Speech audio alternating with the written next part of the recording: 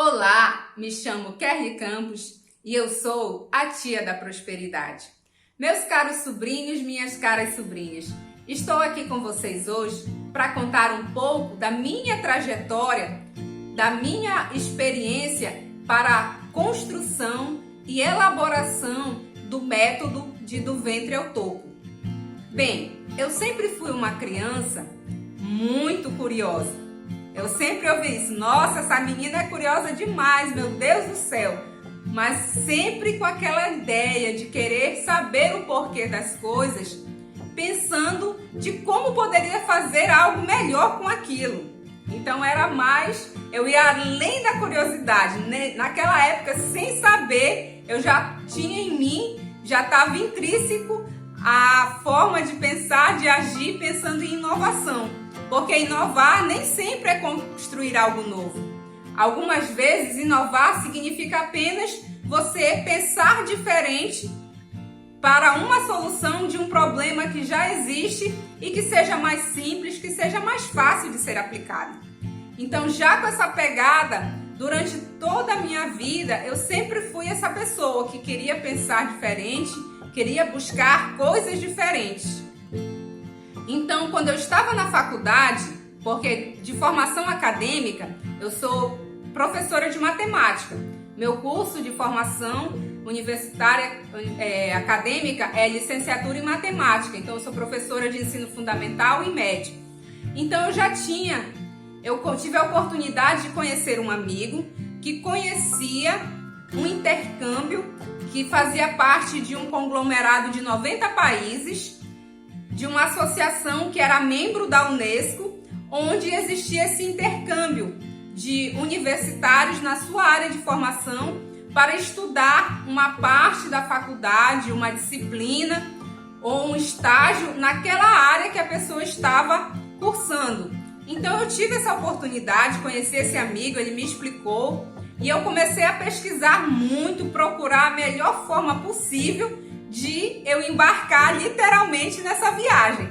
E assim, foi um período de um ano inteiro, passando por todo o processo seletivo, porque não foi fácil, porque eu sou da região norte do Brasil, da cidade de Manaus, então as oportunidades para cá sempre chegam um pouquinho mais atrasadas, porque nós temos sim grandes universidades, nós temos coisas maravilhosas, só que não é tão divulgado. Então a gente precisa ser ainda mais esforçado para conseguir algo que verdadeiramente faça a diferença na nossa vida.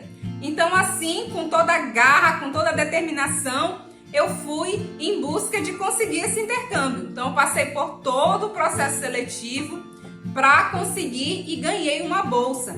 Na época, eram apenas 3 vagas a nível nacional para você conseguir essa vaga para a Alemanha. Então eu fui uma das pessoas que atingiram. Aliás, eram 5 vagas e eu fiquei em terceiro lugar no processo seletivo. Então eu consegui essa vaga em terceiro lugar e embarquei para a Alemanha. Porque eu tinha essa vontade de fazer essa comparação. Porque uma coisa é você estar acostumado, estar habituado a enxergar o mundo de determinada situação, de uma determinada visão.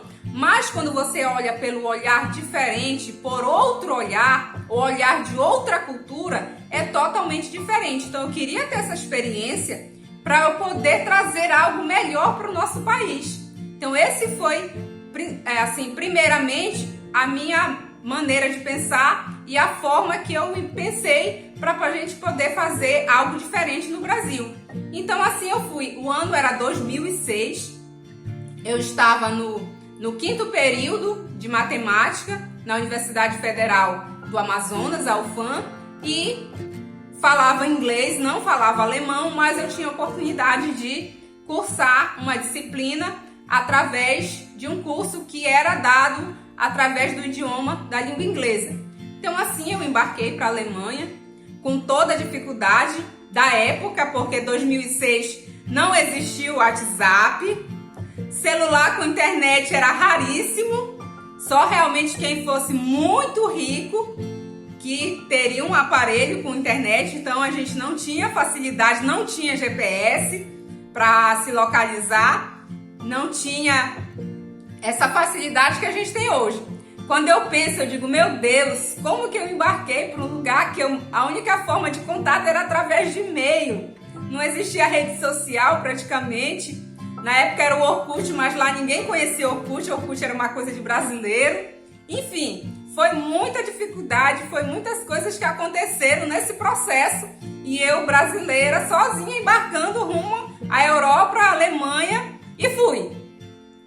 Foi essa a frase que um professor meu usou. Ele disse assim, Kerly, minha filha, é uma oportunidade nova, vá conhecer, vá viajar, simplesmente vá. E assim eu fiz, eu fui e chegando lá, além do meu curso que eu tinha que cumprir todas as disciplinas que eu fui fazer, eu fiz uma disciplina de matemática na universidade de lá, que funcionava como um trainee, que para eles trainee na verdade é como se fosse um estágio, diferente da expressão que a gente tem no Brasil. E eu tive essa oportunidade, essa experiência de estar lá numa universidade alemã. Só que eu não queria apenas ter a experiência, a vivência universitária. Eu queria algo maior, eu queria algo que eu pudesse transpor aqueles muros da universidade e conhecer algo diferente, que realmente pudesse fazer sentido pra gente aqui. Então eu comecei a observar bastante o modo como o alemão se porta, como ele trata as outras pessoas, o relacionamento, enfim, foram vários critérios que eu listei e comecei esse processo de observação.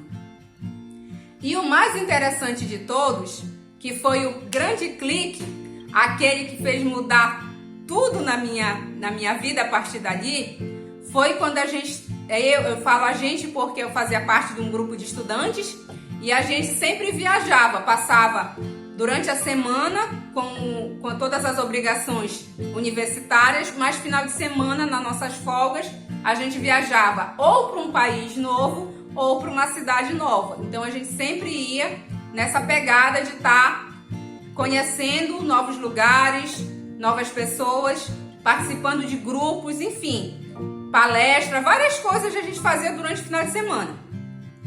E eu comecei a observar, e teve um dia que me chamou muita atenção, mas muito mesmo. Eu estava com os meus amigos, aguardando, né, ali a saída do trem, porque na Europa a maioria das viagens, dos trajetos são feitos de trem, quando tinha um casal que estava com duas crianças, aproximadamente de 2, 3 anos de idade cada uma, um menino e uma menina. E eu observei que eu fiquei assim encantada com o espelhamento. As duas crianças eram uma versão miniatura dos pais. Não falo miniatura apenas da questão física, de aparência, mas da forma como eles se vestiam, como eles eram responsáveis pela sua bagagem, porque faz parte da tradição, né, do estrangeiro, europeu principalmente. Quando a gente sempre observa, às vezes, quando eles vêm pra cá, que a gente chama que é os gringos, né? Eles sempre andam com o quê? Com mochilas cargueiras na costa, que é aquela mochila enorme que eles carregam o mundo ali dentro. Então os pais, cada um tinha a sua mochila cargueira e os filhos também tinham a deles, proporcionais, claro, ao tamanho das crianças. Eram mini mochilas cargueiras, mas eram do tamanho das crianças, que elas podiam carregar. Então eu observei que ali elas levavam as próprias coisinhas delas, bonitinho, se precisasse pegar algo, estava tudo ali. Mas o mais interessante ainda foi uma reação que a mãe teve. Quando a menininha, gente, a coisa mais linda, eu me deu vontade de fotografar aquela menina para trazer de recordação, só que eu fiquei envergonhada de pedir para a mãe, dela pensar alguma coisa, enfim. A gente não sabe qual vai ser a reação, né? A gente está num país estrangeiro, então é melhor a gente ficar na nossa. Mas eu queria registrar aquele momento. A menininha foi fazer alguma coisa e simplesmente ela tropeçou e caiu. Quando ela tropeçou e caiu, os pais, principalmente a mãe, só ficou com um olhar atento para a menina. Mas ela em momento nenhum esboçou nenhum sinal de espanto, de querer ir atrás. Não, simplesmente ela observou a criança, a menininha se levantou sozinha, limpou a poeirinha que ficou no joelhinho dela, porque teve um pouquinho de ralado, aí ela não chorou, não teve choro, foi lá com a mãe, mostrou para a mãe ajudou a limpar e eles seguiram viagem tranquilamente. Aquela cena me tocou demais, porque se fosse no Brasil, a mãe teria feito um escândalo. A menininha teria chorado também, assustada. Então, o que eu pude observar é como os pais agem, as crianças também. Como os pais têm uma aprendizagem, os filhos têm também. Então, por isso é tão importante você se preocupar como você reage frente a uma criança, como você ensina as coisas para ela, porque com certeza, quando ela se tornar adulta, ela vai ser essa criança que vai poder se transformar num grande adulto, numa pessoa que é consciente, que é responsável, que ela toma as suas obrigações e verdadeiramente ela segue em frente. Se ela cair, ela levanta, ela tem gestão da emoção, ela sabe como reagir às adversidades da vida. No livro de João 16:33 está escrito: neste mundo tereis aflições, mas tende bom ânimo, eu venci o mundo.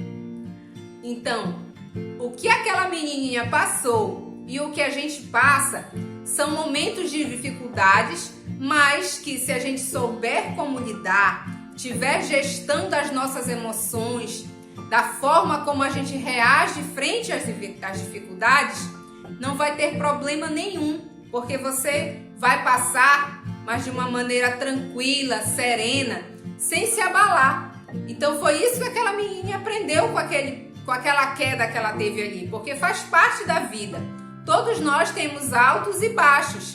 A única diferença é que essa dificuldade vai lhe derrubar e você vai ficar ali no chão, ou você vai levantar, vai limpar as feridas, não vai fazer escândalo e vai seguir em frente. Porque isso sim é viver de uma maneira plena.